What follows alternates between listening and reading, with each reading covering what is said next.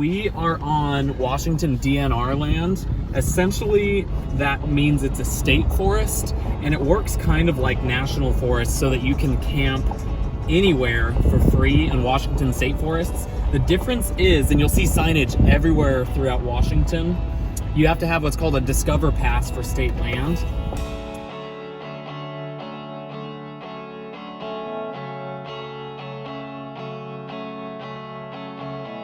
So that was our first time in a city in like a month, briefly, and right back out. Yep. You know, coming out of a like major city, I don't know if I would want to do the typical thing where you get out of the car, hang on to all of the like handrails, go up to the cafe, sit next to people, sneeze a little bit, you know, and it seems like actually vice versa now. We'll see what happens, but I think you're not allowed to get out of your car if you go on the ferry.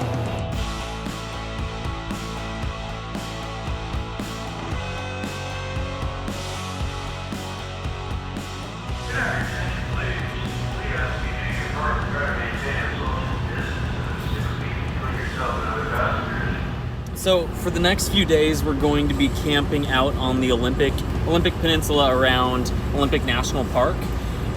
Washington has a few free campgrounds, but there's kind of a caveat to that. Wow. They're free campgrounds. They have services, first come, first serve, but they're not really free because you have to buy what's essentially an annual pass for Washington recreation areas.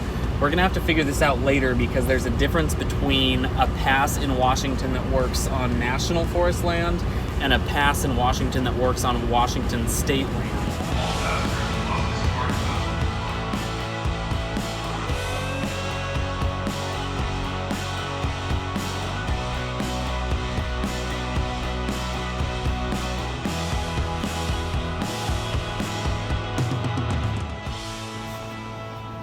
All right, well, free campground number 1 is chock full, so what's plan B?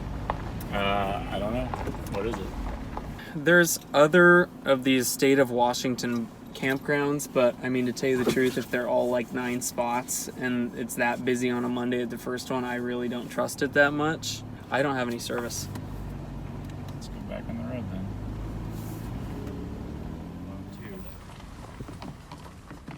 Oh yeah, let's just back in. Let me grab my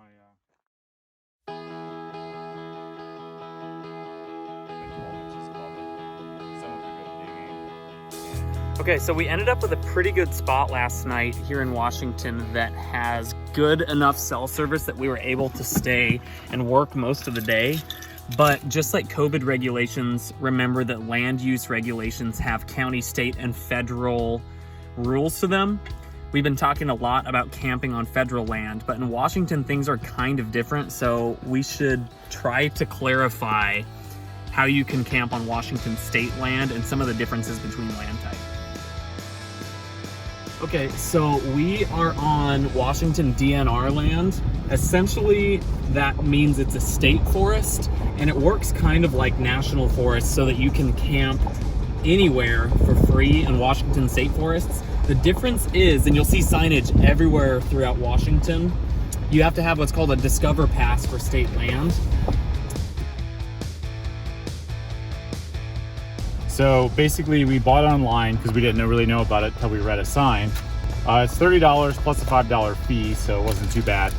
But we're not going to be here to get our pass in the mail. So what we did was we're allowed to write a temporary pass on a piece of paper that has basically your transaction ID, the expiration date, and I wrote down our little code on there just in case. Just leave this in the windshield.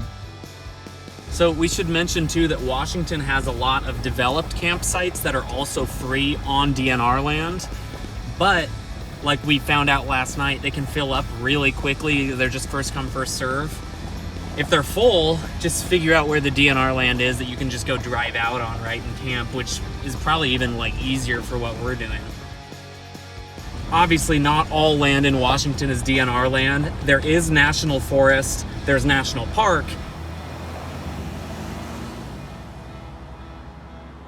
We've talked about this thing before. This is our annual pass for not only national parks, but almost any flavor of federal land, separate from the Discover Pass. But keep in mind, You can't camp free-for-all in national parks. I don't know if we've been clear about that before. You can pretty much only camp in campgrounds, or if you're backcountry hiking and have a permit.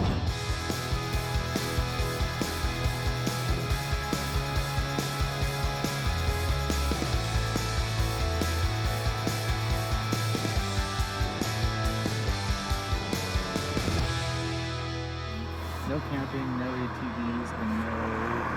Okay, so just to do what we normally do and complicate things just a little bit, using the apps that we've been using like iOverlander and Onyx, it seems like a lot of people have been camping around Olympic National Forest, actually on private land that's either owned by individuals or by conservancies. I am not about to post up on some private land or conservancy land if we don't know what the rules are. There are some signs, and the conservancy says don't camp here. Mm-hmm. You can shoot stuff. You can shoot stuff, fish, hike, can't camp, you can't use an ATV. The last symbol, I couldn't figure what the heck that was supposed to be, but you can't do that either. Easy thing. We know we can stay in national forest land. We know we can stay in state forest DNR land, and there's plenty of that around. So. Yeah.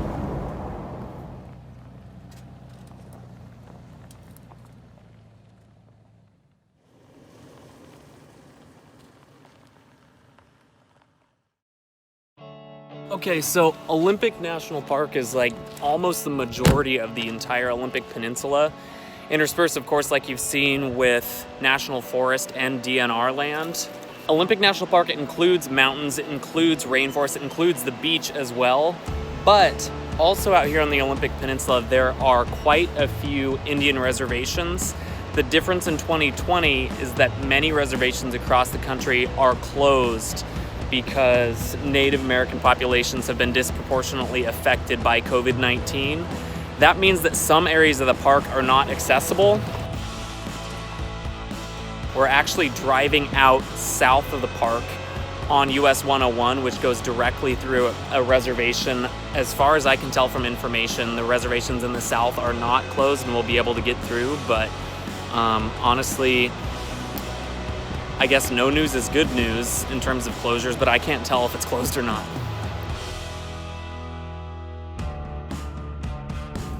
So we stopped at a ranger station for a little bit of closure information, and they kind of didn't know what we were talking about, which is kind of a good thing because the whole south end of the park seems to be largely or entirely open. Just looks like a few pockets in the north around some of the more northern reservations are closed due to essential travel only on those northern reservations.